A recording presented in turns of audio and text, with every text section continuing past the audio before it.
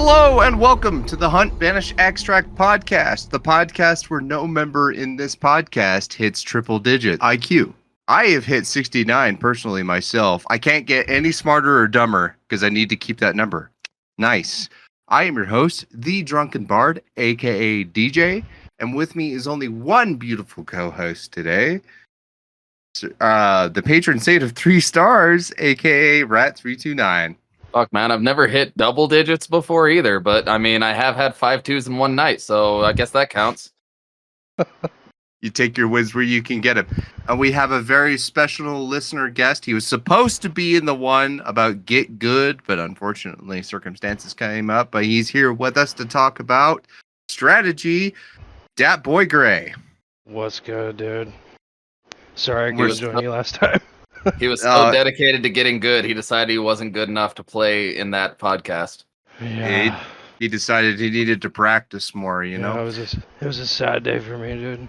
He's like, I can't figure out how to leave a call. I need to... Well, dude, that was so brutal.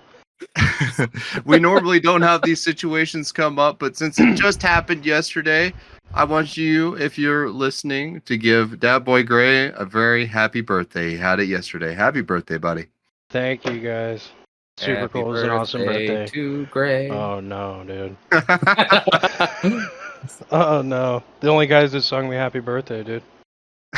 Damn, brother. See, we're special. That's the love we have for you. Sing it in your heads So for the... funny, dude. Sing it in your heads for him, please. He deserves it. Okay.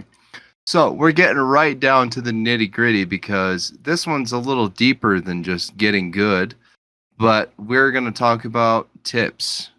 And this episode is mostly thanks to a suggestion box from Penguin. Small shout out to you again, Penguin. You're awesome, buddy.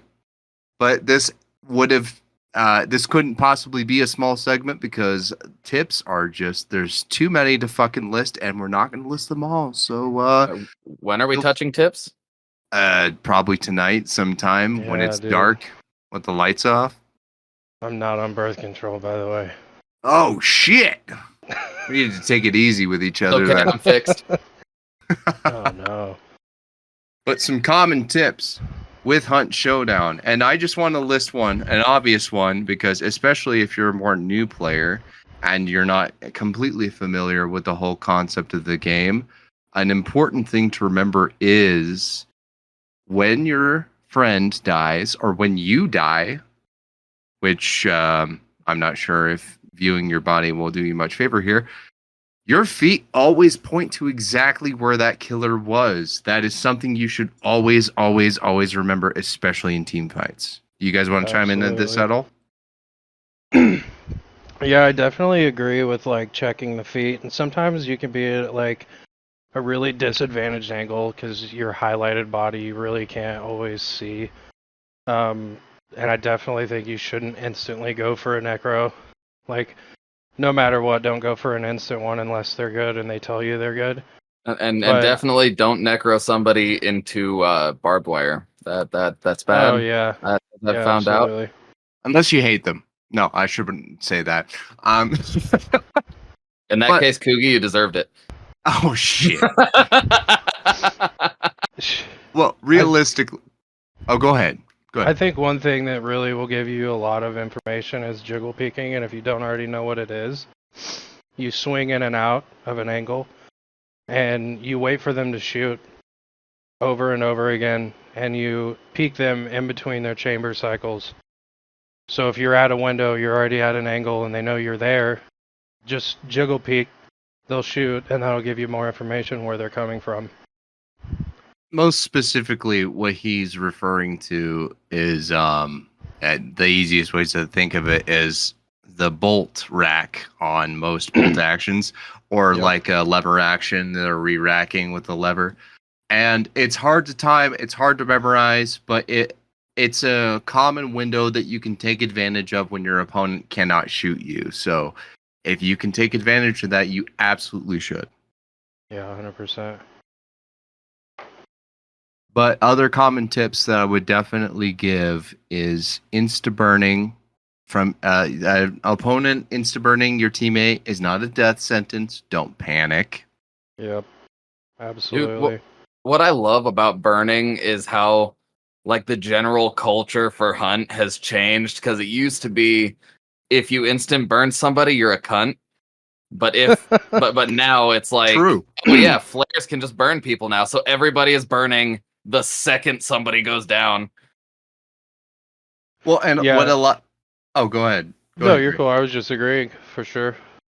Well, because another thing is one thing that you guys should be fully aware of is those choke bombs. There's a reason they're ranged. You don't, and there's a reason a lot of your teammates will look for you taking a choke bomb. You should be taking those. You should be arcing them over walls, even if you're not completely confident on the angle and you can put out your teammate. It's going to offer a lot more than you panic shooting at an enemy while they're slowly burning to death. Yeah, and the Also, explosion is like the radius on the explosion rather than the cloud is larger. So you can put somebody out and you can, if you put your partner out, they could potentially still burn you if you're out of that radius. Like if you've ever been hit with a choke cloud and you're put out, but you're able to be burnt again. So you can still put your partners out from a decent distance with a choke bomb. Also, the cloud goes through walls and stuff, and I didn't even think about it until it happened to me the other day when I was playing with Penguin.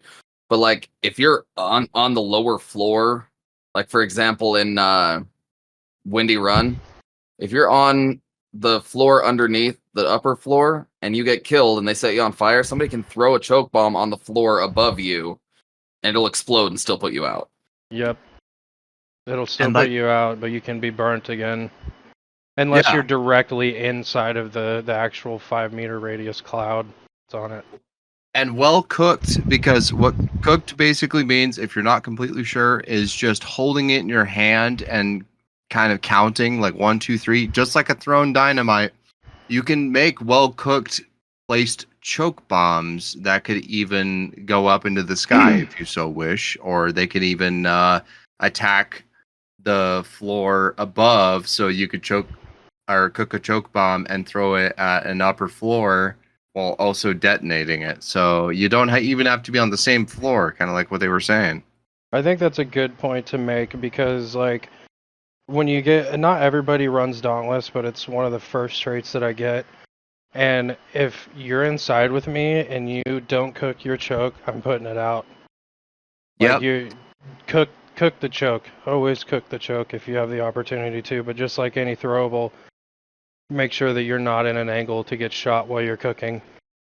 The underrated trait of the fucking century is Dauntless.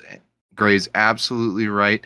If you do not cook chokes, especially in higher lobbies, because Gray here is actually a 6-star player, and would, subtle brag to himself.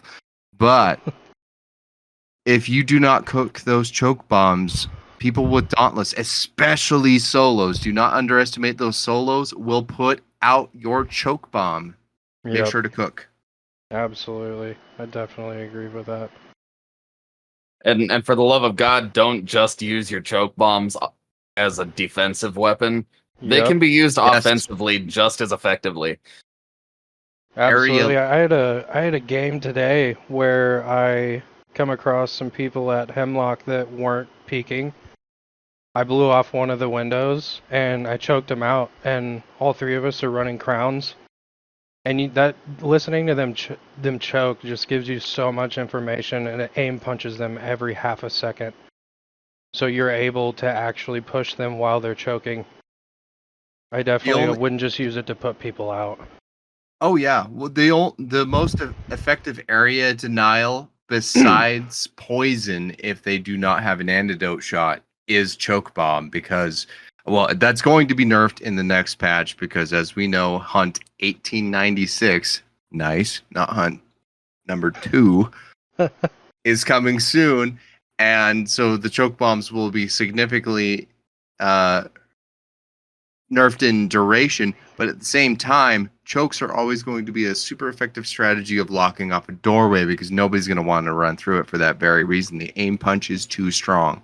I would Absolutely. argue that chokes are more effective than poison because poison can be completely negated with an antidote shot if you just remember to bring your drugs.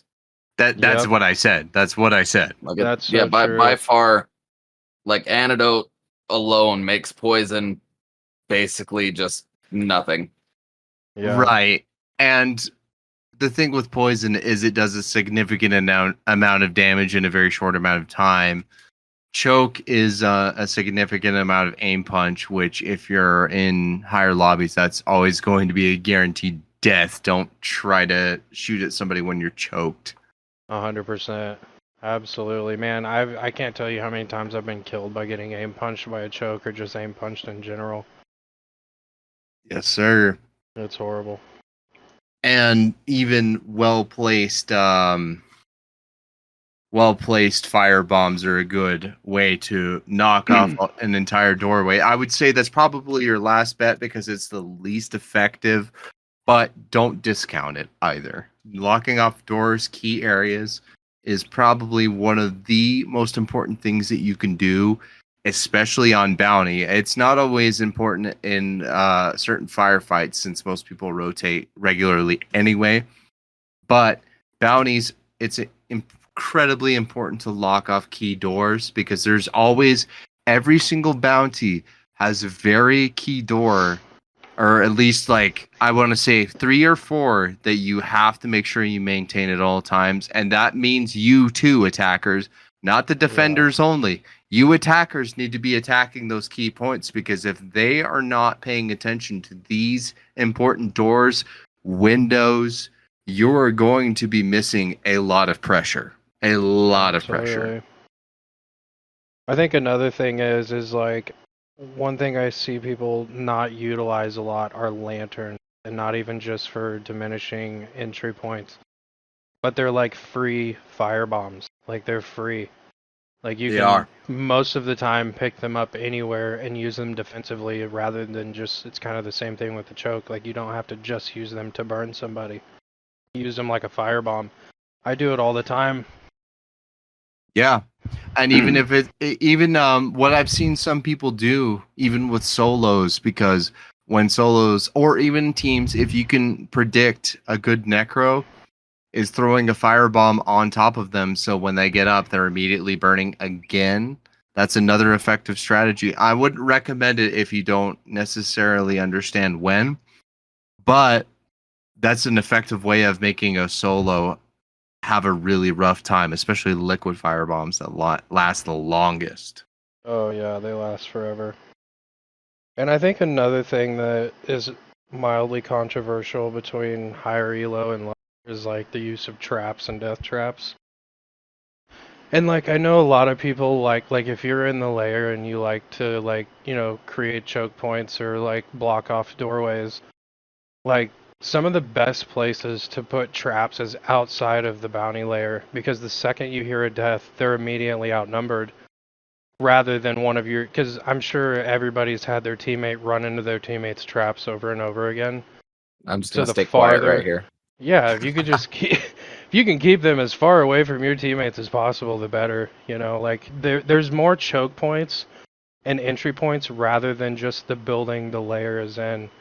Like there's a lot of entry points to the compound alone that you can utilize more because if people are rotating through the compound, somebody's going to hit your trap and it's probably not going to be your teammate. Oh yeah. And it's not a very easy subject to talk about when a lot of people want to say, hey, I don't know every key point. You know, when Bard brought up key points that everybody needs to watch, I don't know all the key windows. I don't know all of the key choke points for clear or keeping a lot of pressure. Well, I'll tell you right now. You start with the windows.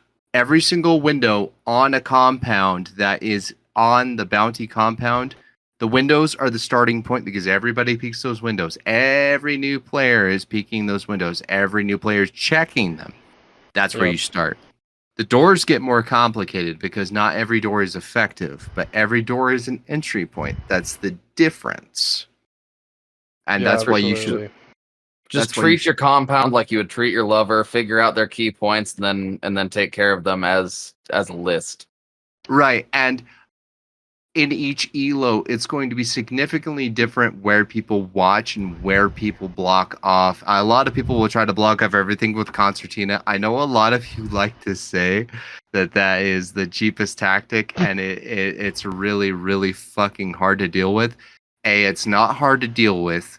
Take a throwing axe and use the light melee, and it clears it every time. I know, not everybody wants to have to be forced to bring something, but Concertina needs to be countered by something other than when Hunt used to be in its infancy and you could punch the fucking shit.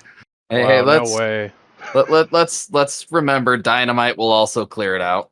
Yeah, I was about to absolutely right. say, like, man, and as far as my consumables, I literally only bring a regen, a big stamina, and depending on if my regen's going or not, sometimes I'll take a small vitality shot, just because, especially now that it's actually quicker, so it has some kind of use, and then probably an ammo box all the time. So hit your stamina, hit a loot box, and you have dynamite. So no matter what, I pretty much always have a way to counter like big concertina play. Like when you come to into contact with teams that just try to block everything off with concertina, just blow that shit up. Just completely destroy Absolutely. it.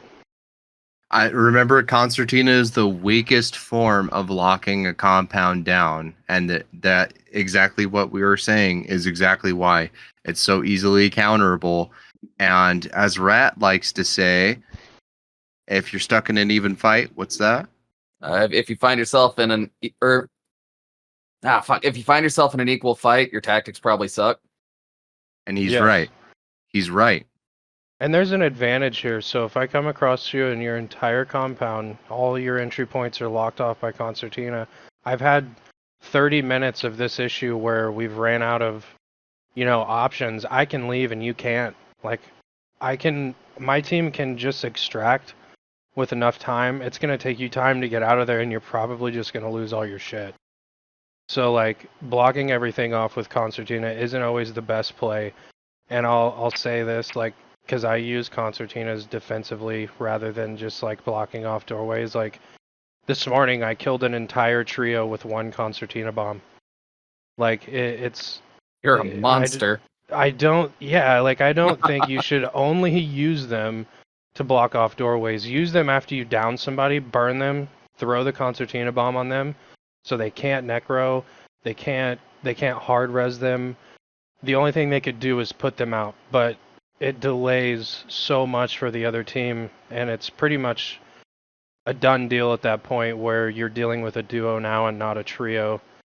Unless they have dynamite, but you can use those concertina bombs to kill people. Like, you don't have to just block everything off, because at that point you're stalling, and when you get into the higher elos, they're just going to start shooting through the walls and floor banging and everything. Like, you're going to get to a point to where, I mean, for lack of better words, you're fucked. Like, that's just it. Like, it's not always the best thing to do is to hide.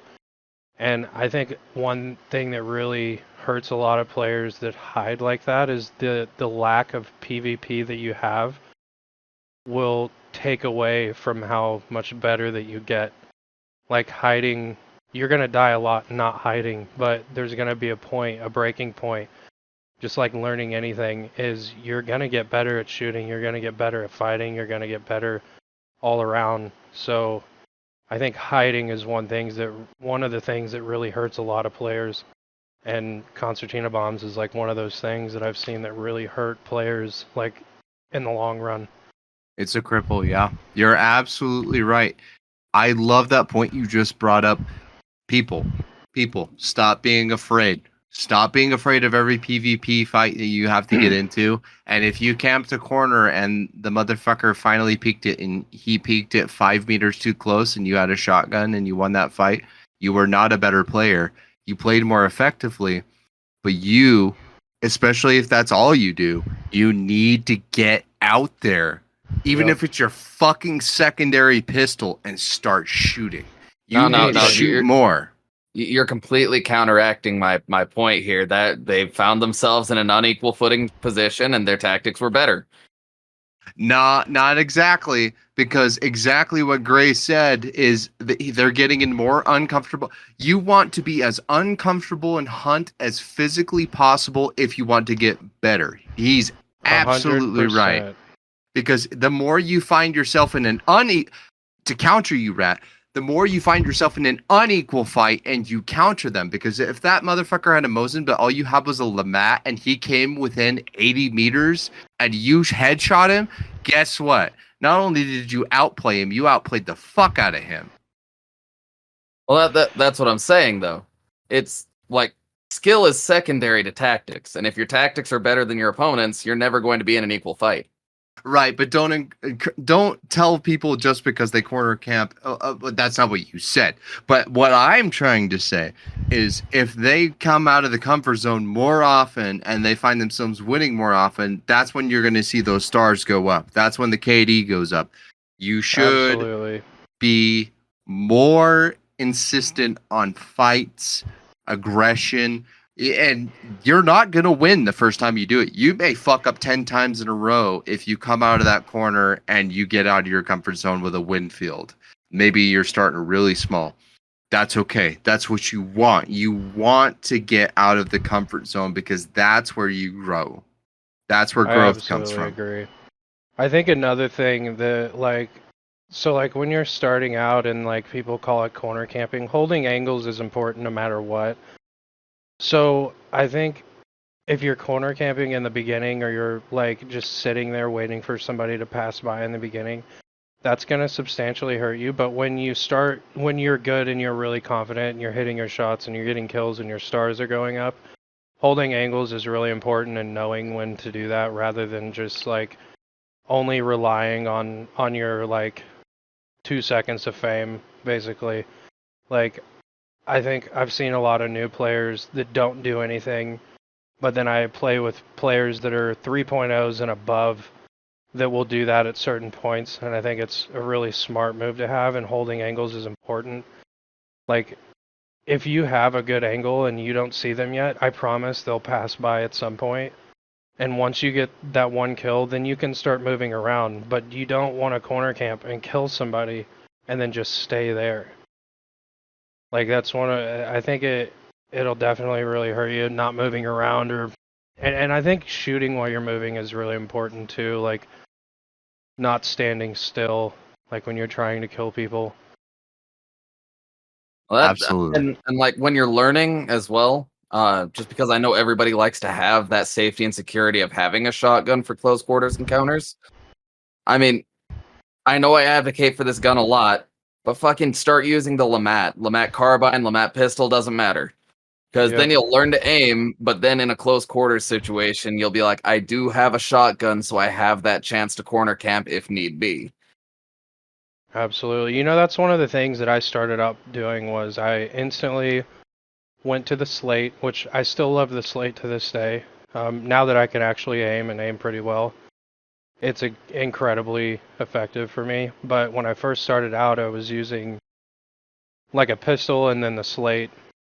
And then like I was only good in close quarters, and if you were 20, 30, 40 meters away from me, like I wasn't going to hit you at all. Like I had to get on top of you to kill you, which in turn you're going to die a bunch, you know, pushing in on teams. But like the shotgun stuff, definitely like I would stick with something that aims and shoots some kind of singular bullet. I think the Lamat's a great choice. And if you run Quartermaster, I think one of the best things you could ever run is a Vetterli and a Ramiro hand cannon. You're doing 130. You can one tap if they're missing a single bar. You still have the shotgun to hold angles in close quarter. But I think the Lamat's a really good choice. I see a lot of people trying to use like the Katana or Saber with the Lamat, which is a great loadout. But I've seen them like try to focus more on melee kills, so it takes away from them learning how to aim and shoot. So I think people should stay away from melee weapons when you're learning how to shoot or you're trying to get better. But I think the Lamat's a great fucking choice. Centennial and And Rival is also a really good Yes, absolutely. loadout. I love that one. Well, one thing that I really want to push into, and before I do that, actually, because I want to push a little bit more into Rat and his strengths, because Rat, one thing that is really, really key, especially since you are the patron saint after all, and all of your lovely children should know why and when they should peak certain angles, because that's the basics. Them's the basics, and even the 5 and 6 star fuckers will repeat this mistake. And what is your opinion on why and when you should peak? It kind of comes down to like the feel of the first couple of shots, because almost every time when you're playing in the first, like when you get into a fight, the first couple of shots will determine what you think you'll feel comfortable with when it comes to peeking. Like if they miss the first 2 shots or you peek a couple times and they miss, you can normally just like not peek for one shot when they go behind a wall and then get them when they come out.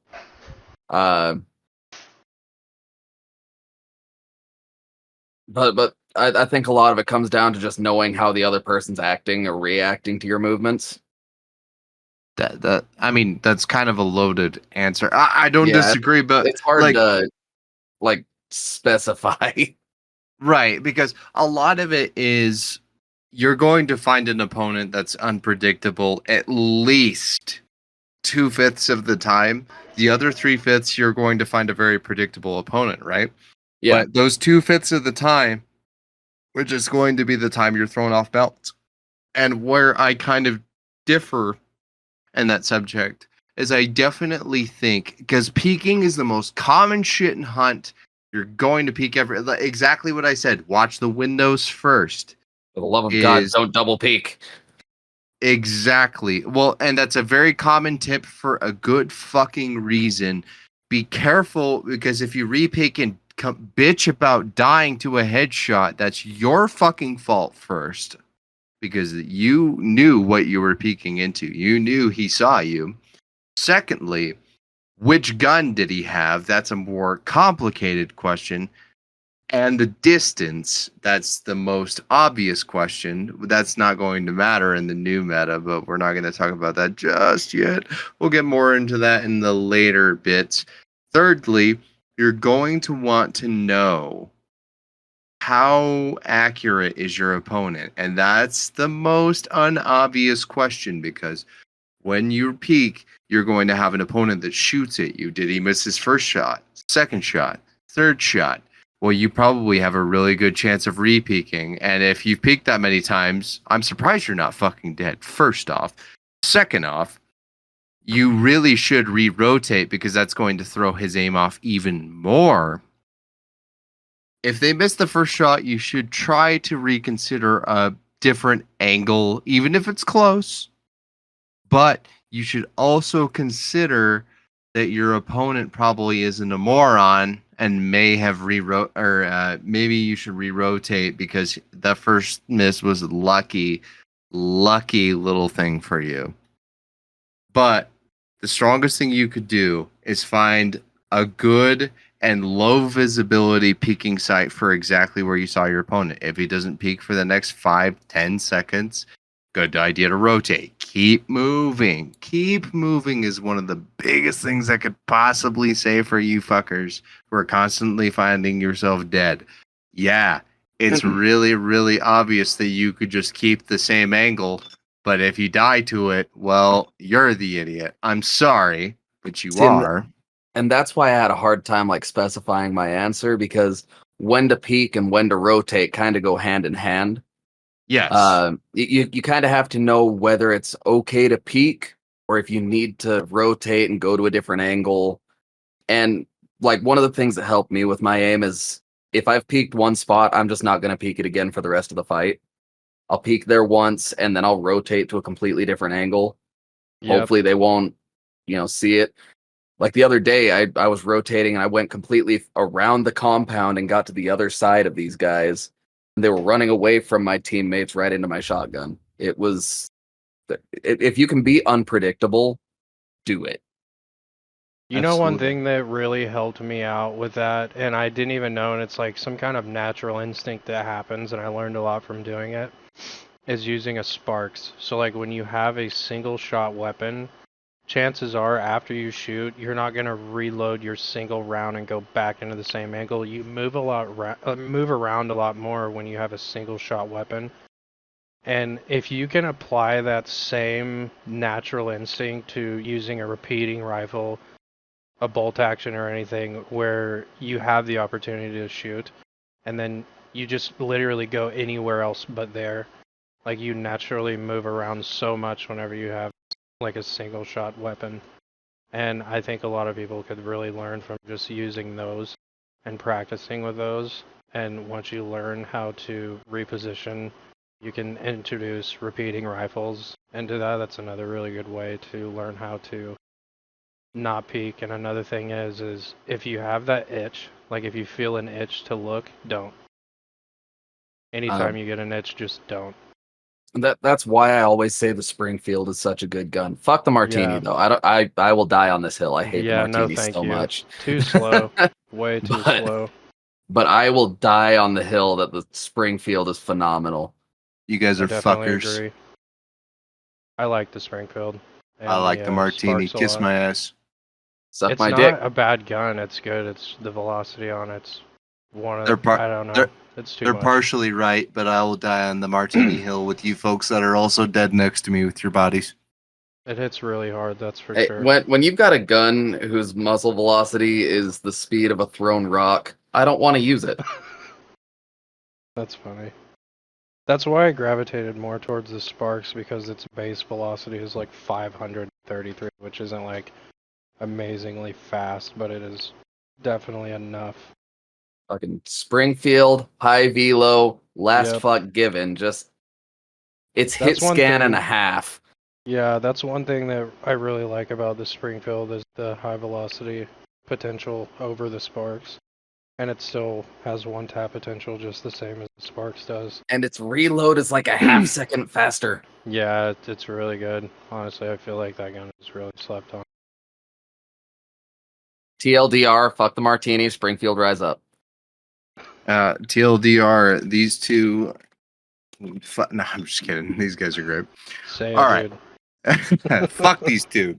Yeah, Stupid dude. bitches. All Get right. it out. My copium's coming out for my Martini love. My Martini riposte, most of all. Okay. Your Martini love can bounce its tonsils off my cockbard. All right. So one small subject because it is a really, really key point to hunt, and a lot of people would never give it the fucking time of day. What do I mean? Because the importance of regular walking, sprinting, and crouching is so fucking. It's so key to certain situations. Exactly what you were saying, Gray, about wiggle peeking. Most people are gonna be like, "What the fuck are you talking about?" It's where you like twerk your ass around a corner a few times, jump, and Yep. fucking left and right wiggle peek. Right? Yep. People get the concept. Not a lot of people use it correctly, but I also think if your sensitivity is too low to do that, don't do it. Like if Yeah. you can't gradually adjust your sensitivity to be able to swing into an angle and swing back out, I wouldn't recommend doing that. don't put yourself in a position that you really think you're going to lose. That's totally fine if you're not completely confident on a wiggle peak. If you want to experiment, that's a good thing to try and learn. But the most basic that you could start with, and even higher players struggle with this because between sprinting and regular walking, I've been regular walked on by a melee weapon, and it's just quiet enough if there's subtle enough sound to completely miss it, and you would be shocked at the situations you can get away with it at, especially if their back is Absolutely. turned. 100%. One of your teammates can be sprinting and it completely drowned out an entire team just walking. Right, Yeah. and if you hear fat ass footsteps, regular walk, you will become almost completely disguised by untrained ears. Trust Mhm. me. And crouching, my God, Drake brought this up. Sleepy's brought this up. Stop crouching everywhere. Your head goes forward. Your movement is completely sluggish. Don't do it if you don't think it's the right. Well, okay. Maybe you're not thinking clearly if you think it's the right move and keep dying with it. Make sure you have cover at your sides at the very least if you attempt this maneuver. If you have cover there. Start by, does my opponent even know where I am? Is it a wise idea to keep myself silent? If your opponent heard you, sprint. It's fine. He knows you're there. If he has an idea of where you're going to peek, you could do other tactics by not immediately peeking the corner. You have throwables, yes. Maybe you could use one of them to distract, especially decoys. We'll get into that in just a second. But if you're discovered, if the noise is discovered, it's better to play smart and loud than it is to play dumb and quiet.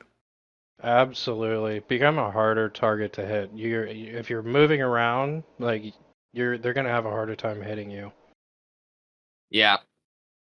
I mean, and if you're rat, you'll shout stealth over the microphone and throw your nade at them. And it might land. And it's hilarious when it does. I have never had more fun throwing a frag grenade in my life. But awesome. Honestly, please don't be afraid to play loud, because exactly what we were talking about earlier of being a more aggressive target and being more involved in a fight is going to teach you when these key situations matter, because if you don't practice, you won't know. And I can't. Yep. No, not I. We can't give you the perfect advice because everybody's situation is going to be vastly, vastly different. I definitely agree. I think practicing moving, and it's like if you're just strafing back and forth in the same exact pattern, you're probably going to get domed. Like, try to be somewhat unpredictable and don't just go one direction or the other, or stay in the same strafe box. But I think crouching has got me killed more times than anything, more than strafing in a predictable pattern. But I think moving, for 4 months straight, I missed so many shots moving and shooting at the same time. But there's going to be a point where you don't miss. Like, you're going to start hitting more. I think practicing moving and shooting and, trying to be maneuverable rather than standing still or being slow. Like, if you can't jump into an angle without getting shot, you're not going to crouch into an angle and not get domed. Like, I think being unpredictable is the best thing to play your opponent's confidence. See, I remember I was told by somebody, I can't remember who, but they noticed that they were constantly fucking crouching everywhere. And so they just decided that they were gonna unbind the crouch key for 50 hours of gameplay until they got used to not crouching a bunch. So it was either regular walking or sprinting. That's all they had. And it actually helped them get way better because they couldn't crouch to hide behind shit. So their whole thing was I have to move and shoot everything. Absolutely. I think that's a really good way to get better, and knowing when and when not to crouch is just don't. Yeah. I think one thing that took me a long time to get down was the walking thing and not sprinting. Everybody likes to run conduit, and there's teams that are just absolute nightmare teams where they're all just, you're dead. Like, the second you see them pick up, there's recognizable names where it's over. Yeah, but in the grand scheme of things, the sprinting around, has got me ambushed so many times, and I had a full 6-hour session where I couldn't get out of that rut of getting ambushed. And it's because I was sprinting. And I think don't walk out in an open field, obviously, but I think in between compounds and running through the woods, I would rather get domed walking than to get domed sprinting, Yeah. And it'll be hard to really get the rhythm of, but when you hear loud noises like a grunt or when you hear like a couple people sprinting around up top, regular walk, your sound will be so drowned out you have no idea. Yep, And 100%. another good couple of scenarios where this is really going to play exactly into what we're saying is when you have mobs in the fucking compound. That's the number one of the biggest things I exploit on other players is when they walk up on a motherfucking immolator or an armored, a really, really tough enemy, and they have no idea that I have any sight on them. And they're going to get walked up on, or they're going to get rotated on, and I'm going to shoot them, and then the mob's going to kill them. You Yep. need to keep your fighting area fucking clear. And if you don't have the utmost confidence in killing that armored in the next 2 seconds and you know players are nearby, maybe let's give you the benefit of the doubt. Maybe you don't know players are nearby. You know, even then, treat every situation like a player is watching you is probably some of the best advice I could possibly give you because they might be. They might be. Absolutely. I don't think you have to kill all the AI you encounter. A lot of people will do that where they'll run around and in the exact path they're running, they'll kill everything, and you don't have to because they all make some kind of aggro, some kind of audible noise that's pretty loud to hear. Like especially armors and immolators and hives. Like you don't have to kill them. Like you can completely avoid them when you're moving in between compounds. But definitely, like I definitely agree with keeping your fighting area clear, something that could bite you in the ass later.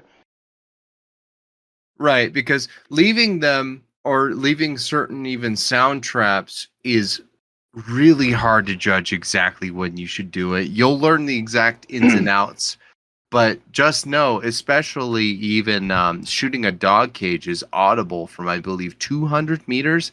That's a whole nother compound that heard you shoot that dog cage, even with a silenced weapon. They know you're there. Experienced players, they know you just shot a dog cage and they're running right for you.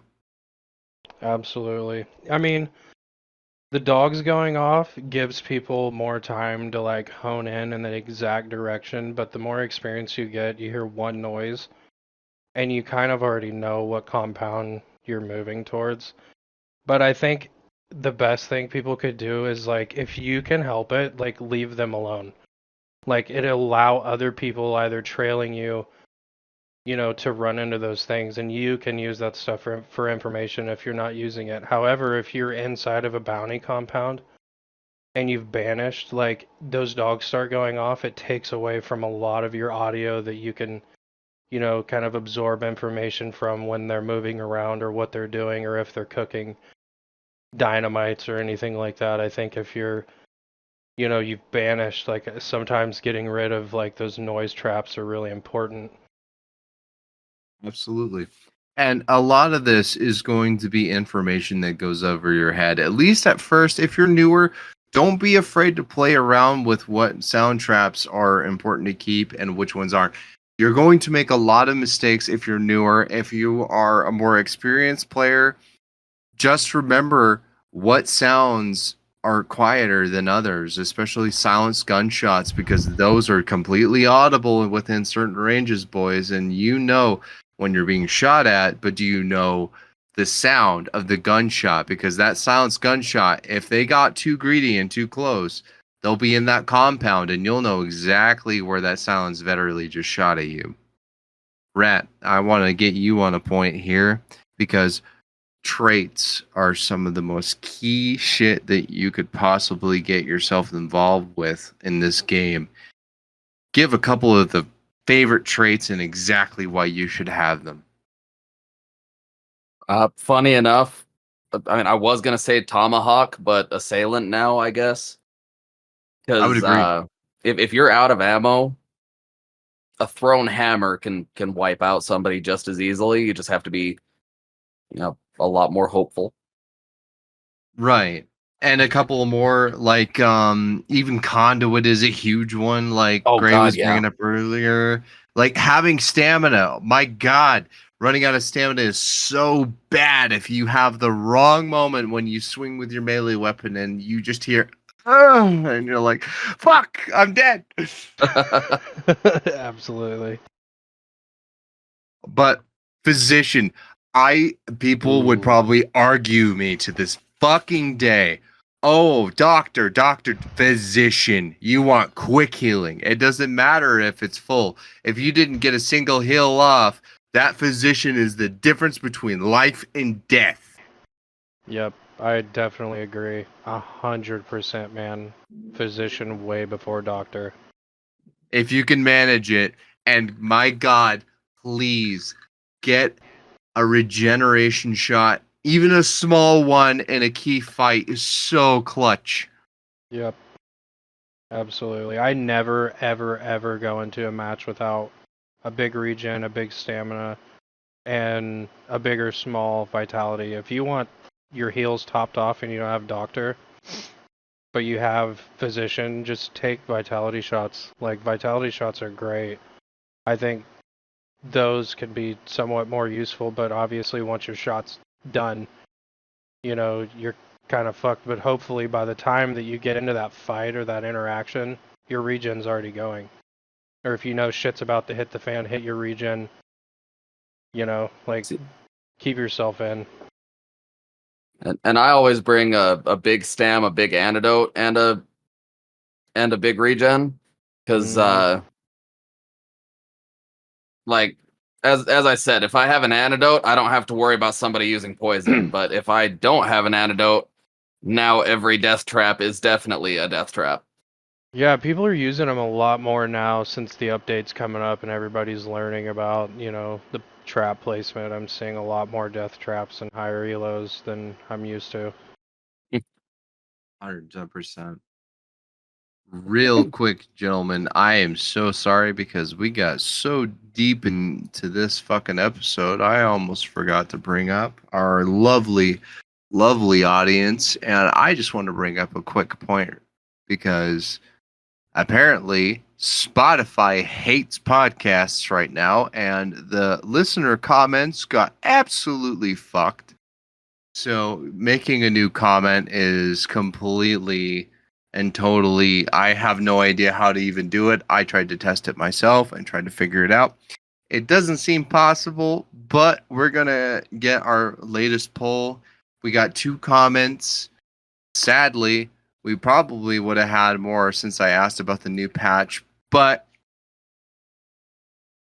since Spotify rearranged everything, I'll probably try to figure out where you guys realistically like to linger on social media, and we'll go get comments there. But until then, maybe not even next episode. We'll just stick with polls. We'll see what you guys are feeling like, and we'll see how you guys all feel. But I asked all of you about how you feel about the biggest change coming to Hunt, bullet drop. And we had 2 good, 2 bad, and 4 neutral.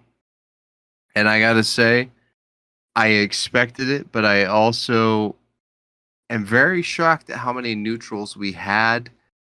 It's obviously an opinion that is all over the goddamn place. I want to ask you specifically, Gray, how are you feeling about the bullet drop change coming? Man, I think it's really tough to say because I'm my first 1,000 hours in and I'm so used to not having it, but I know the player base is going to expand, especially people coming from any FPS, Battlefield, Call of Duty, anything, they all have bullet drop, and I think it'll make their transition coming over to Hunt a lot better. However, I am kind of glad that Mosin snipers are not just going to be sitting a compound away and be able to just get the first headshot unless they're really good at it or have some practice. Like, I think one of the biggest things that I'm really happy about is just not getting domed the second I stand still from 250 meters away with iron sights. Because once you get up in the higher elos, you're going to encounter this loadout nonstop, and it is the Mosin with a Dolch P. And the Mosin it's a great gun. There's a reason why it's somewhat of a meta weapon.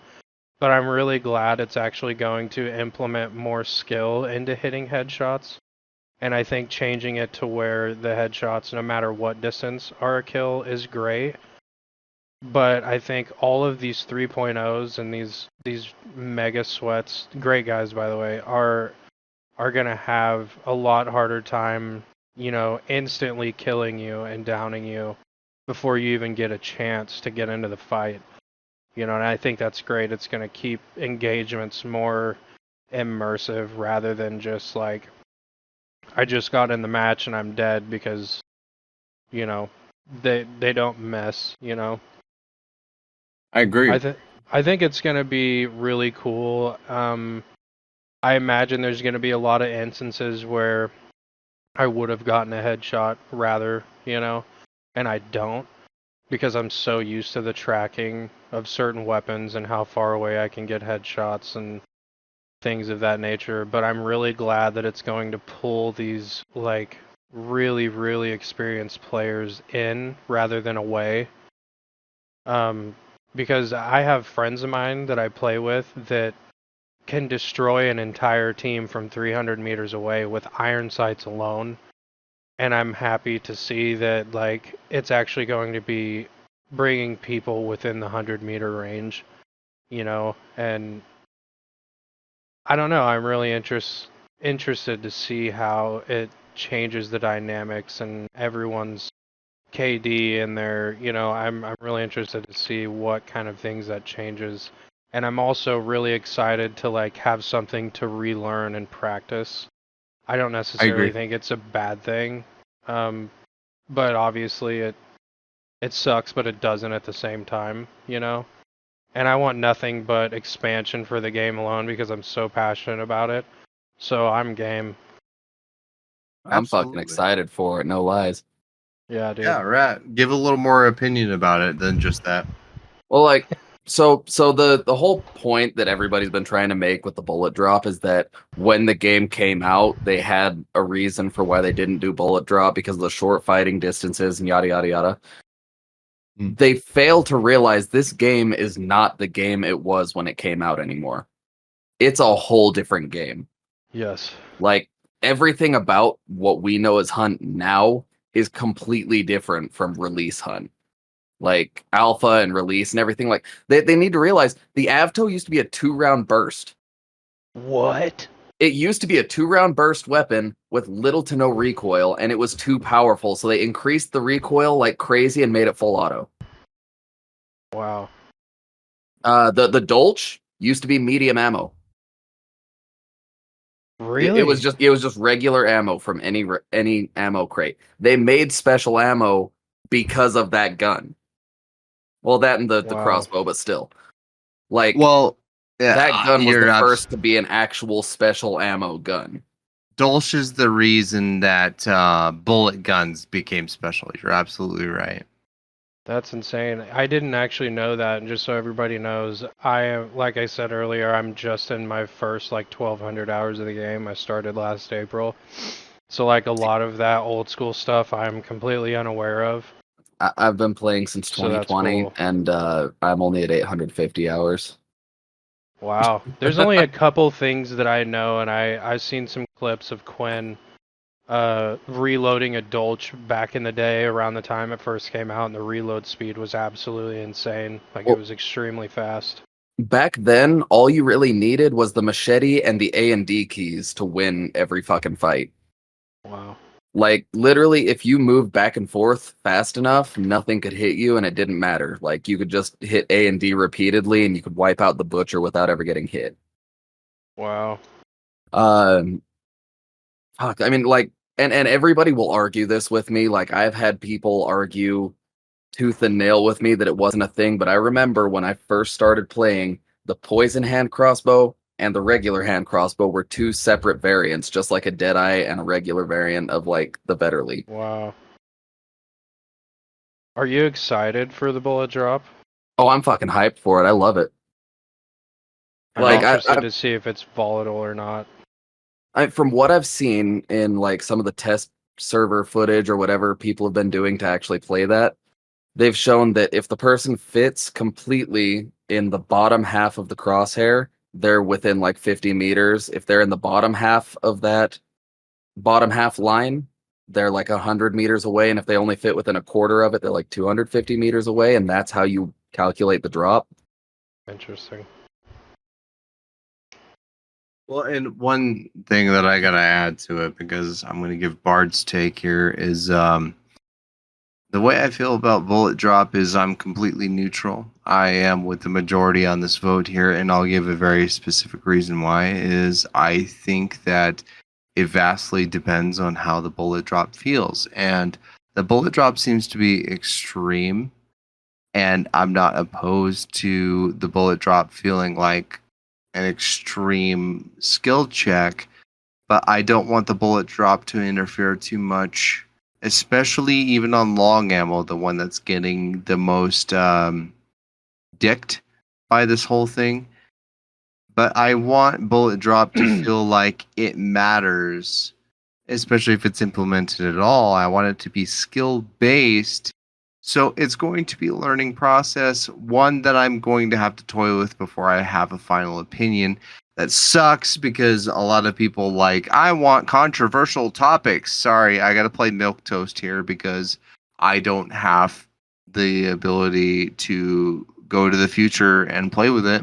So we're just going to really have to see where it lies in terms of skill. Is it overly skill based? Is it a perfect floor and ceiling balance, just like hunt guns really feel like with the distances?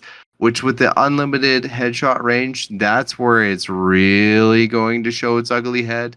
Does compact ammo having a lot less bullet drop implement too much bullshit into the game as opposed to long ammo being cucked? That's where I want to see how it feels. Hey man, I'm excited for the Derringer sniper meta, okay? I was gonna say, dude, like, I feel like the long ammo is gonna have such a volatile drop that, like, medium and compact ammo, high velocity is gonna see way more of its time in the light. And controversial take is where compact ammo is going to have the least amount of drop, medium being second most, long being the most. Since these distances are realistically not seen until like 70 meters, where a lot of people aren't making long shots until anyway, I wouldn't call 70 a lot, since that's like old pistol headshot range. I'm saying old because it's about to change. Is how extreme is it going to feel at those ranges, especially uppercut being 15 fucking meters? Why you gotta cuck my pistol like that? Did you see that they took the damage down on the uppercut again? Like, they To quote unquote 123, I think. Like the Dude, same as yeah. the damn Centennial. What the fuck? Yeah, and the Haymaker or the Lamat is also getting The the same same. nerf. It's crazy because I'm almost kind of stoked to see more Mosin users potentially use Spitzer because of the damage decrease versus the regular rounds, but that's like the only way that those kind of players are going to get kind of headshots with the least amount of drop. It just feels so strange because a lot of this feels less like a long ammo nerf and more like a shift in meta, which I'm not opposed to, but it feels like an unfair shift since long ammo body shots are going to be a lot more difficult and not in a good way if you've looked at some of Right. the charts. So allow me to be the fucking the drummer boy here of everybody's hearing what I say first and probably shitting on me first, but I think that this is probably a little too extreme. We'll see. It remains to be seen, and I refuse to make a final opinion until it is final. I am just waiting for the lore reason where they're just like, yeah, there was such a need for ammo that we started putting half of the gunpowder in all of the guns, and that's why it drops now. That's funny. Hunt Showdown in 1896, where the bullets finally kind of obey the laws of gravity. It is a new engine, so The sculptor Yeah. increased the gravity in the dead zone so much. that's so funny. I do want to get on these two comments. I'm sorry. That was going to be probably the hottest topic we had. And we had the fewest people to comment on it, so I let us kind of run free. But Chief Cheetah, I'm just going to stick with that. I'm assuming that's exactly how you say your name. You commented first, and you said, I am most excited for the new map with updated graphics, but I do not agree with them adding Shadow Leap as a permanent part of the game. It made sense as an event perk, but not a core perk in Hunt. And I gotta partially agree with you because I always thought that perk felt completely out of place, or rather trait. I will allow it though for one reason, is if a lot of the mobs are gone, it's going to teach a lot of newer players to clear them, right? And they Yeah. can't do the full send on a meathead anymore, and so I'm okay with that.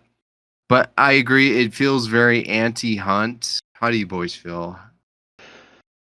Man, my opinion is it kind of goes back to our first topic about concertina camping, is it's going to allow people that play that way to, at least for one of their players, maybe if not more, depending on the compound you're in, to leave that compound extremely fast or come out from the depths of your locked in space. So I don't know. I'm interested to see how that works. So I I kind of agree that it shouldn't be like some kind of permanent thing where you're fighting your last team and now all of a sudden one of them is in a completely different spot. But I don't know. I think one thing that would really negate all that is just killing the AI if you can help it. So it's gonna shine the most in low level lobbies, which a lot of people like to ignore. You shouldn't ignore them. Low level players matter just as much as anybody else, and I don't say that like some kind of fucking weird admire the lower players. I say that as if low level lobbies feel like shit, higher level lobbies are eventually going to feel like shit, and we're all going to feel that effect. Don't ignore it, please. Yeah, I'm torn on how to feel about it because on one hand, it was really fun and it was nice not Yes. having to slog through the water all the time because I could just fucking teleport to the water and then teleport again, and I wouldn't have to stay in the water for long. On the other hand, it feels like a second Necro. Like Necro already kind of felt out of place because it was pretty heavily implied in the lore that magic isn't like a hardcore thing. Like, I mean, we spoke about it with Hazmat. The only characters that have been like magic was used to bring them back, like canonically, was the Revenant and the Drowned Pact, and the Drowned Pact just kind of came back from the land of the dead. That wasn't really a somebody intentionally brought them back kind of thing. So I'm torn because it feels like a second heavy magic using ability when that shouldn't really be there. But on the other hand, rule of cool, it was way fun. Yeah, I agree. It definitely felt like a more game based thing than it did lore, and that's fine. That's okay. Except I question it in mid level lobbies where it's going to be mostly abused. I can't imagine there's going to be a lot of clips where it necessarily exploits the whole player base and they absolutely wiped a team because of one uh freaking Shadow Leap. But at the same time, the displacement thing in Hunt lore, especially past a certain dark site range, just feels unnecessary. But I I'll disagree with you, Chief Cheetah, on one aspect. I think it should be played with one more time just to see where it realistically could be exploited. If it's too bad, it's always removable. They can make seasons with traits, controversial traits, and have the worst ones never come back. The best ones stay, and be like shuffled through. I think we could come to at least a middle ground at the very least. I mean, let's also point out that like people like Psycho Ghost and Nino and all of them were really excited about the Shadow Leap because they were like, I can do so much like It's crazy meme plays with this. It's going to be a lot of fun. And then Yeah. it never actually got used because people just cleared out all the AI in the compound. There was no way for them to jump in. That's exactly. Well, there are also higher level players where it's going to be seen a lot more in the patron saints lobbies and a lot less in the gray lobbies. You know, DatBoiGrey. Let's also look at dude. like Sailor, the guy who's known for doing troll bullshit on YouTube. Like, Yeah. that dude was even like, I'm going to do so much bullshit to piss people off with Shadow Leap. And then he never was able to get it to work because people just cleared out AI. Fair. I think it's cool that they're making it to where you can't leap into meat heads because I think we can all agree that the one piece of AI that's usually the remnant of the AI left in the compound is the meat head. Leave the immolators though, because it was so fucking funny. I killed a Reaper because of him leaping into a fucking immolator, and it was one of my favorite memories of all time. Bless that Reaper, dude. You really gave me. I shadow leaped into an immolator that was next to a barrel, dude. Twice. Oh shit! In the same day, dude. Horrible. Didn't even know. Well, it's marvelous in memory. It's shitty in your memory. Yeah. I just fucking loved watching people seeing my teammates teleport into immolators because it was better than waiting until they were running past one and shooting it. All right, Martin. It's good to have you guys comment again. By the way, Chief Cheetah, Martin. We always love to see new commenters or same commenters. Sorry, not new commenters as well. But sadly, the comments are going to be totally dicked until further notice. We'll figure out an alternative, and we'll tell you guys. I don't think bullet drop is going to be a big deal for regular play as people think. Can't wait for the trap changes. They all look like fun. Also dreading the traps that I'm also going to die so much more to now. And I agree. Because those fucking things are going to be in every goddamn bush. This is going to be a shit show, dude. I'm telling you. I forgot about the trap changes, and I can't wait to like put a trap on a wall angled toward a red barrel that's behind them, and then having a concertina trap on the ground. So when they set off the concertina, it sets off the alert mine, shoots a flare into the barrel, and explodes behind them to kill them. Dude, I'm gonna come up with the most intricate Looney Tunes bullshit. I cannot wait. That's fucking hilarious. I think one thing that everyone could at least benefit from is grabbing Vigilant, dude. Take Vigilant. Especially if your teammates have traps. Like, that's one of the traits that I think is a little slept on, but it allows you. I can't tell you how many times my teammates like, hey, I place a trap here, and then I run into it. It's different when you see it yourself, and you can look at it through dark sight, and you can also see if your enemies have placed traps. Just take Vigilant, dude. I'm gonna be start using it. I'm gonna be the devil on everybody's shoulder here. Don't take Vigilant. I like my trap kills. Yeah, I was gonna say maybe I should or shouldn't say it. Trap kills are like my favorite shit, and now I can do the most intricate bullshit Looney Tunes fucking shit ever, and I'm so excited. If I hear somebody die to a death trap, I'm jumping out of that window. I'm coming right at you, dude. Well, and I love that it's going to be so much more crazy because there's going to be traps on walls, traps on the floor. There might be a trap on the ceiling that somehow works. I doubt it, but god damn it, make it work. That would be so fucking funny. You think I'm not gonna try? I will fucking find a way to make a trap that works off of the ceiling.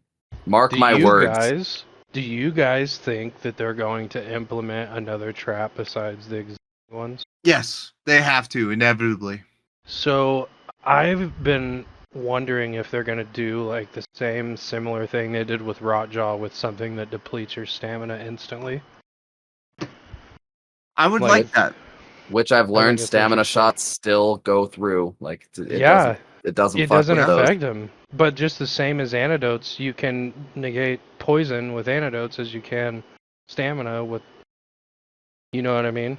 Yeah. Right, and I do think more people have stamina rather than antidotes, though. So I don't know how well that would work. Let's keep it I- that way. I'm cool with my death traps working.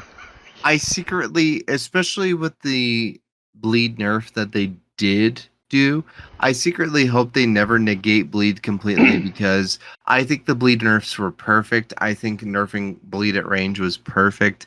A lot of people are extremely upset by it. I think it's fair if it's the only uncounterable status there is. I think range was the perfect way to make those ammo types really sink. One of them that it did not sink, however, is the frag arrows, especially if it Yes. blows up next to you, no matter how far away you are when you get hit with it. You're right. You're absolutely right because they only affect within the heavy bleed range anyway. Yeah. Now, I will say, please, Daddy Fifield, for the love of God, please give us back stackable burn. I want stackable burn back so bad. It would Can you be elaborate? Okay, so back in like 2020 when I first started playing, it was around the Oh. As the Crow Flies thing. There was a Burn stackable faster? burn. Yeah, you could stack burn sources to make them my burn faster. God. It was not in 2020. I think you saw it before and thought you played with it because I was No, in no, 2020. way. It was I would- there right before the As the Crow Flies event because during As the Crow Flies is when they changed it. As the Crow Flies is in Scrapbeak. Mm-hmm. No, it was not. So would it have been like if I shot him with a flare and then shot him with another one, they would burn faster, or would I have to use a Well, completely separate source? Flares didn't did burn people at the time. exactly. Okay, Back let's then, take it was the like flares you out. could throw a firebomb on them and then throw another firebomb, and it was just Okay. like heavy, medium, and light. So it didn't have to be a bleed. complete separate source, like it didn't have to be a lantern or something else. Yeah, no, it Or was just Dragon's Breath. you could stack burn sources, and it would work just like heavy, medium, and light bleed. That is fucking crazy, dude. Yeah, because That would be sick. it was not in 2020. You definitely, if it existed at all, saw it somewhere else because I was there as the crow flies. I did that. I have fucking Plague Doctor. It did not exist back then. I Damn. played during As the Crow Flies, but I couldn't get Plague Doctor. The most I got was the stupid fucking chain pistol. I didn't even get the concertina bomb, and I'm still pissed about it. There's so much I'm sad about that I don't have from older events, dude. The False Saint is one of those that I really. Damn, brother. Yeah, So what you're but saying is anyway. anytime we actually get to play together, if ever they implement cross progression, I have to play False Saint. Ugh, dude. Can't do that to me. My buddies already do that to me. They'll literally just run everything that I wish I had. And if you're listening, Hazmat, I know you're listening, Hazmat, the man who fucked the moon. I want him to be a legendary hunter. Dude, my boss talked to me, like he had me take my headphones out in that moment that I was listening to that episode. I was like rolling into my fucking grave, dude. Your boss just rolling hears, into did my you ever grave. hear about the guy And who fucked the moon? He's like, "Are you okay?" And I'm like, I take my headphones out and I'm like, "Yeah, everything's good." He's like, "What are you listening to?" And I said, "Nothing." I said nothing. Nothing. That was so Oh my good. Well, I hope most of you say that when you listen to our podcast because I'd be embarrassed to tell my own mother. I wouldn't. I'd be like, hey mom, listen to this shit that I said. That was one of the portions of unexpected lore for me. Like, there's a lot of lore in the game that I didn't know about, so that episode was really fucking awesome. I But that part forgot was about the dude hilarious. fucking the moon until like he said it. It was like I blocked out a memory. That's so good, dude. That's It's awesome. absolutely legendary. I do want to touch at least on one or two more subjects here, though, because, you know, dude's fucking moons. That's great Yeah, and all, but touch that subject like that man touched the moon. we're going to have the man himself elaborate a little more when he has time.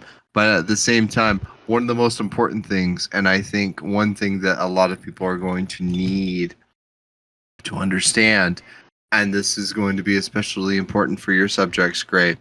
Dark sight, scan distance, and how far you can hear other hunters. Because one of the things you're going to learn when you kill a boss and you pick up the bounty is that orange sight. And that orange sight is approximately 150 meters exactly. Yep.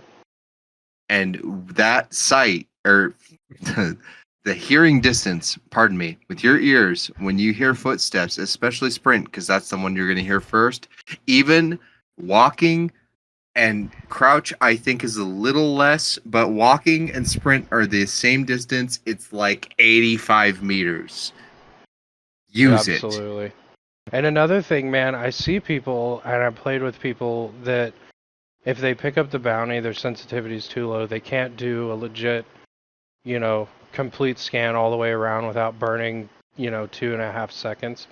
Right. But I also noticed since Instinct was implemented, it's only 75 meters, and they'll instantly think, since their screen's not glowing, that there's nobody within the 150 meter range. You can see people outside of Instinct when you have your dark sight. Like you'll see glowing orbs before the Instinct is going off. I'm Yes. gonna And I lose think so many kills after this episode. And I think like the best thing anyone could do is find something they're comfortable with their sensitivity, and just gradually move everything up a tick or two at a time to where you can actually do a legit scan. And one thing that helped me the most was changing my lowered state and my shoulder aim state exactly identical to each other. And that actually started really helping me utilize my dark sight more and being able to spin and lock in on somebody that I can actually see in dark sight. But the audio portion of that, and I think if you're banishing or you're listening or you're, like, I think walking, and when you banish and you don't immediately hear anything or grunts dying, like sit still. Like all three of your teammates literally just sit near like a door or anything close by and don't move. Like just listen to what's going on around you. Yes. I feel like I need to apologize to everybody who I bashed on for not using the hunter control scheme, because I swapped to gunslinger and immediately I got better. Dude, Well, I and practice with both, and there's not really like too much of a. I think they're both really good. Like they're both really useful. Like They're both fantastic, but I've been learning how to quick scope in this game, and gunslinger just makes it so much easier than hunter. Because with hunter you I got to use agree. your pinky to quick scope, and with gunslinger you just right click, left click. Right. right, and I think it's super important that you find what's comfortable first and foremost, because you're going to encounter a lot of situations, and you should definitely, because those individual sensitivities where it's like aiming down aperture, aiming down regular iron sights, aiming down marksman scopes, adjust those. You don't need to have them all the same. They're going to feel very, very shitty if you do. Just get used to it. Play a couple matches, then go to the shooting range, adjust them till they feel good. You're going to thank yourself later when you can actually shoot things in the head. Man, I couldn't agree more with that. Like the shooting range, and especially if you have friends, man, and it's your first match of the day, or even if you're doing mildly not great, like just go in the shooting range and have some fun and just practice, moving and adjusting your sensitivity. But I think the biggest killer for people is like they'll slightly change their sensitivity all over the place mid matches and all the time. And that's one of the biggest reasons why it took me so long to get better, is I was just like, this isn't working, and I'm just moving all this shit around, when really I just needed to find a comfortable space and work from that. Like you take your foundation and build on it. You don't want to keep taking out pieces and putting in new ones, or your muscle memory is just going out the window. And I think the shooting range is a great place to practice. And even if you don't have friends, Like, just start trying to practice headshots on the dummies while moving around. I feel like y'all would laugh so hard at my fucking if you guys saw my sensitivity settings. What is it? I'm curious. There's not a single one above 30 Holy hell. because That's okay. I play at 3200 DPI. Well, Okay. that's absurd. Good lord. All right. And, it's super important that you get comfortable, especially in aim, because, like we were saying with peeking, the best thing is to make sure that when you peek, or where you peek, or how you are peeking, you're also aiming correctly, because, good lord, you all right over there? God damn. Yeah, we're good. Moving on. What are you saying, dude? That we make sure that we aim and don't drop our fucking microphones. Bro's out here fighting for his life. Dude, I was literally just taking my shoes off and everything just hit the floor. That's how my life is, man. One moment God I'm damn. living and the next I'm hitting the floor. That's so funny. But another key point I want to touch on before we get too far off of everything, because we are getting to a point of where we're going to start getting to some final thoughts here, not too far off, is where we want to talk about where our our good ideas of keeping into a fight and when to leave a fight, and why we think that we should react quickly, why we should react slower to certain aspects of a fight. And I want to kind of elaborate on that thought is, a lot of fights, we want to peak the moment we know where a guy is. What's important is a little bit of what Gray said earlier. You want to be unpredictable when you peak that angle. Wait a half second longer, it throws them off immensely. You'd be shocked at how many people don't expect a half second delay. And when you should rush, when you should absolutely wait, is one of the biggest differences. But there's a simple answer in between when and why. Is how much pressure do you need? Do they have pressure on you? If you answered little on both, you want to wait. Absolutely. If you answered high on either one, just one individually, they have a lot of pressure on you and you don't have a lot of pressure on them. You'll want to kind of play it more fast paced. If it's high pressure on both, you might want to keep it slowed down, because if it's high pressure on both ends, they can't exactly move. And you can't exactly move. That pressure is the biggest fight difference, period. Any elaboration, boys? Yeah, I definitely agree with that. And I have instances where, like, if you have one of them down and the other team isn't in that particular angle, you can hold the body. But if one of your teammates goes down, chances are they're going to go for the burn anyway. Especially if you can't res them, if you're mildly like out in the open.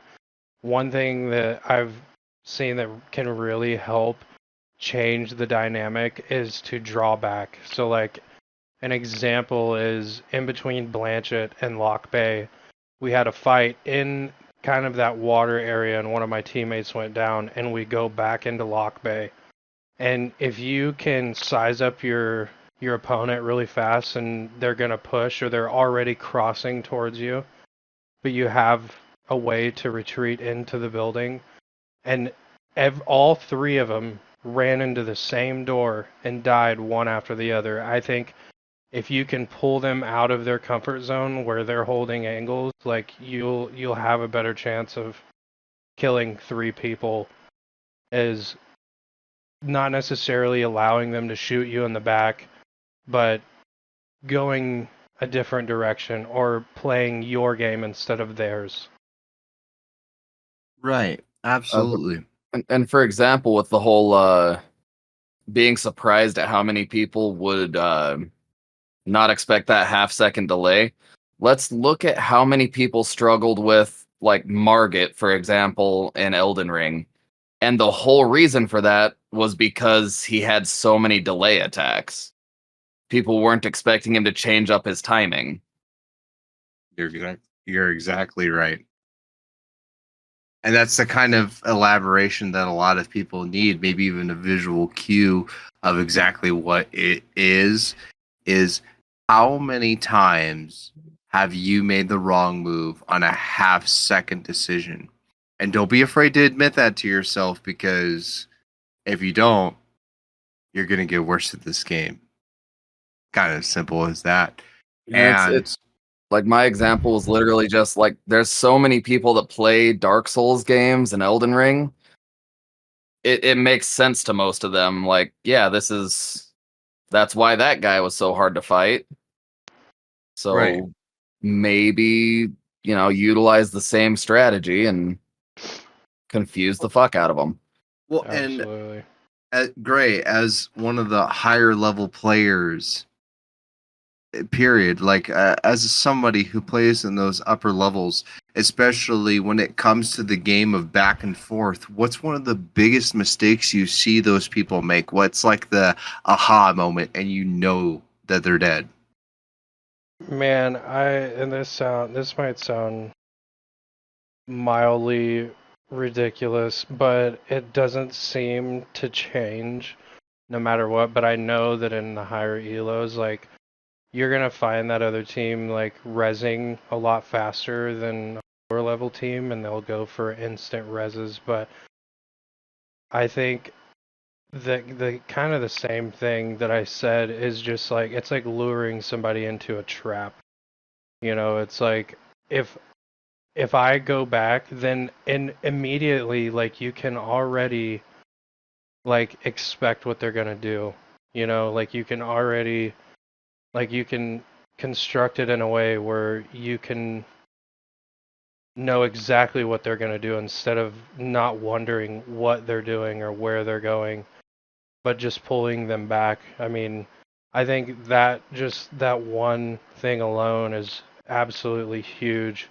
And like, luring somebody into a trap is moving away from them and getting them to pull out from wherever they're at.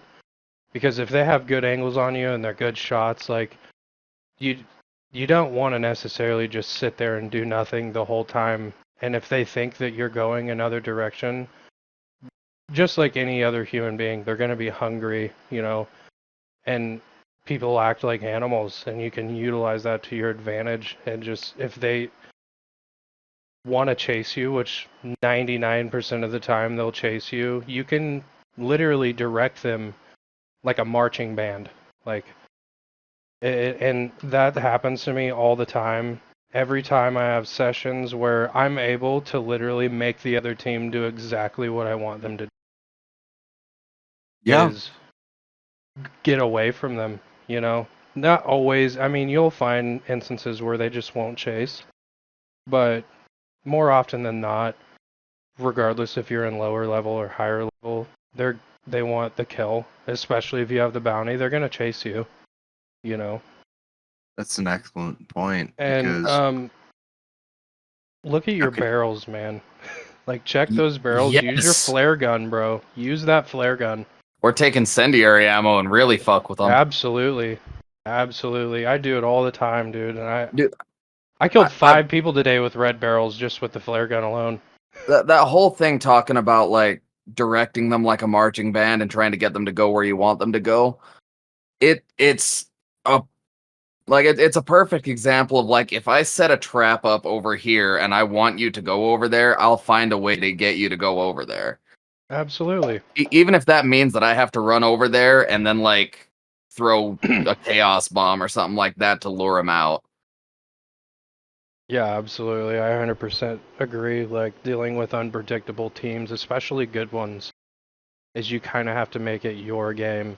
And it doesn't always have to look like retreating or, moving. But I feel like when you're in the heat of the moment, you're confined to this space. There's like this dome around your arena where, like, people seem to not have the ability to, like, strategically move around, you know? Like, you can direct them in a certain direction, and if your teammates are going to hit your traps in the compound, leave the compound and drag the team through the compound, and maybe you can use those to your advantage, but at the very least, you know exactly where they're going.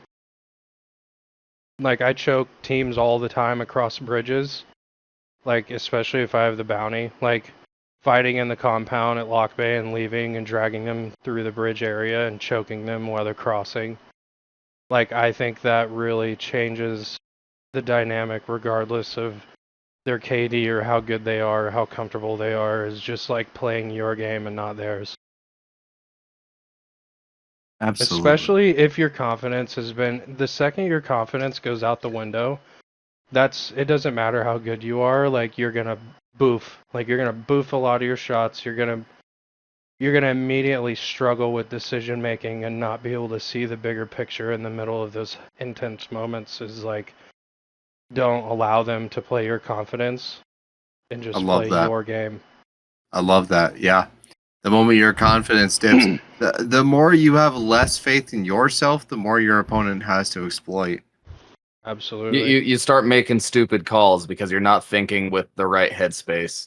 Exactly, and that's kind of what Bard was saying. Like, that's what gets people killed. It's like that aha thing where it's like, I caught you slipping because I played your confidence. And Yeah. I've seen 4.0s tremble because, and they're fighting some 1.5 is not really like, there's a big difference between the two, but like, if you can manage to play their confidence or confuse them or play your game, they'll fall apart. They'll make dumb decisions. They'll get close. You Yeah. know. Your confidence in your KD doesn't mean shit if you have been Absolutely. playing against fucking 1.1s your whole goddamn hunt career and you happen to make a couple of good decisions and keep a really weak ass KD you don't deserve because you're playing against the wrong opponents. You should absolutely measure yourself in a different metric than KD. I mean, a perfect example of this too is like, I always tell everybody the fucking the blank fire decoys and regular decoys are slept on hard. Oh, don't get me started. Even chaos bombs. Chaos bombs are heavily slept on. Because I've had people peek because I've thrown a fucking, blank fire decoy or a chaos bomb up into a tower and they shoot at the muzzle flash. And then I'm like, oh, there they are. And I get the kill. Dude, it's amazing. I think, and I've seen a lot of people when they get like a chaos from a loot box, they immediately throw it in the water. Yep, they'll immediately throw it in the water, or if they have Dauntless, they'll just put it out. I won't mention anybody, Drake. Dude, they're amazing. Like, I mean, yeah, it's not an explosive, but it can keep enemies away from a downed partner. It can get them moving.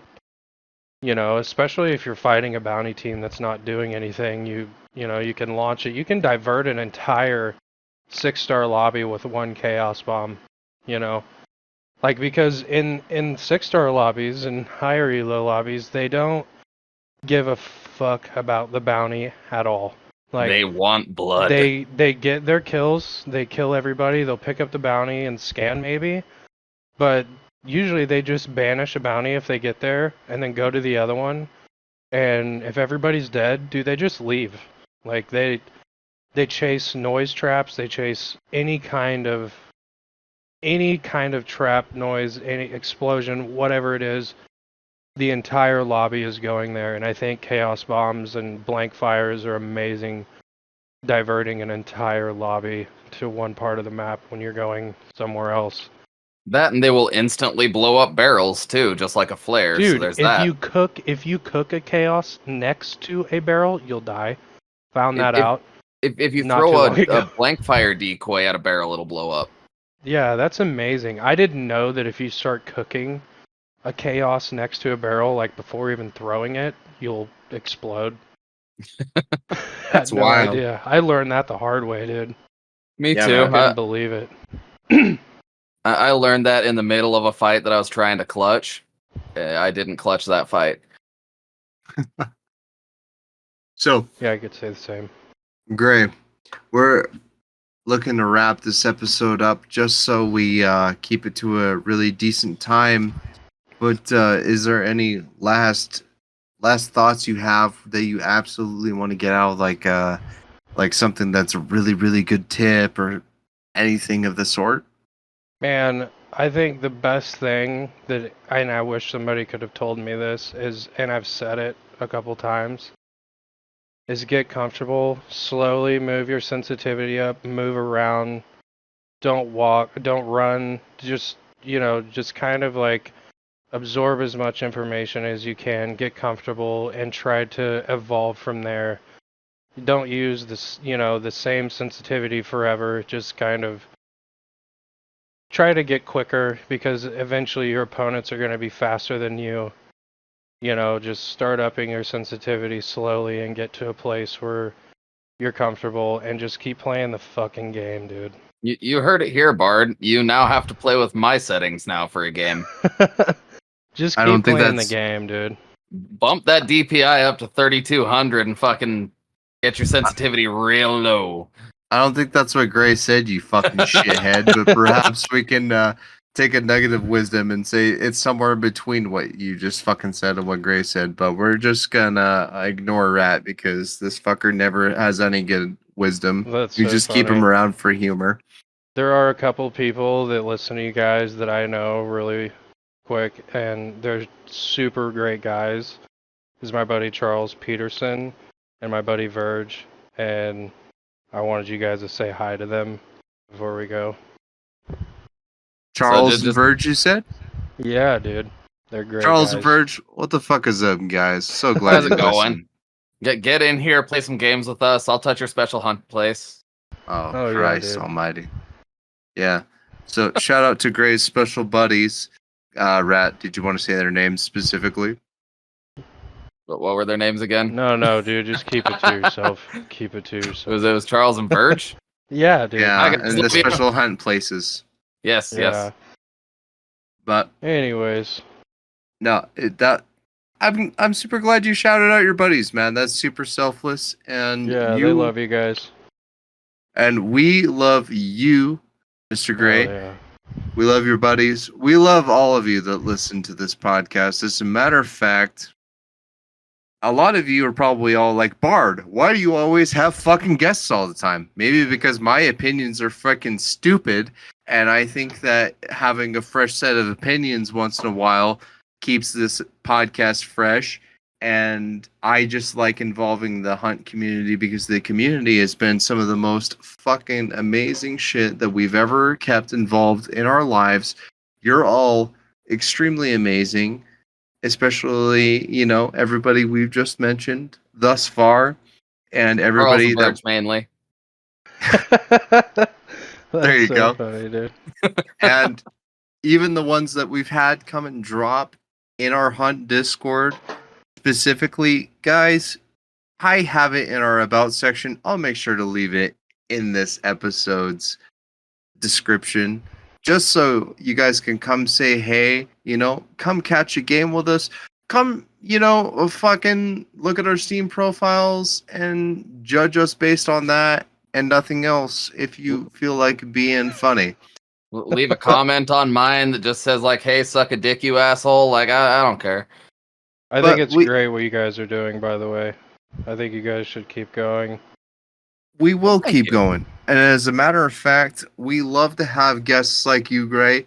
And, our best guests, and we won't say names. We just like having people around. But, Gray, you might reappear whenever we need a good professional 6-star opinion since we didn't get a touch on everything. And, guys, we're always open to more people on the podcast, More discourse is best discourse. We like discourse. We like hunts. We like this fucking game, and we like Yeah. doing this podcast. And we enjoy having all of you, talking to all of you. You guys are the best fucking audience. Couldn't have picked a better podcast to have. But as a matter of fact, thank you all so much for listening to this episode. And as always, Rat, take Tyler's position. Stay hunting. Stay hunting, everyone. Greg, give us a nice outro. Oh man, you can't put me on the spot like that. Just keep playing the fucking game, please. And as Keep he playing said, the game. and as Gray said, don't stop messing with that sensitivity setting. It will do you some favors. Absolutely. And don't double peek. No. Don't scratch that itch, man. Whatever it is, just don't. Don't scratch it. Stay hunting, everyone. You almost scratched it.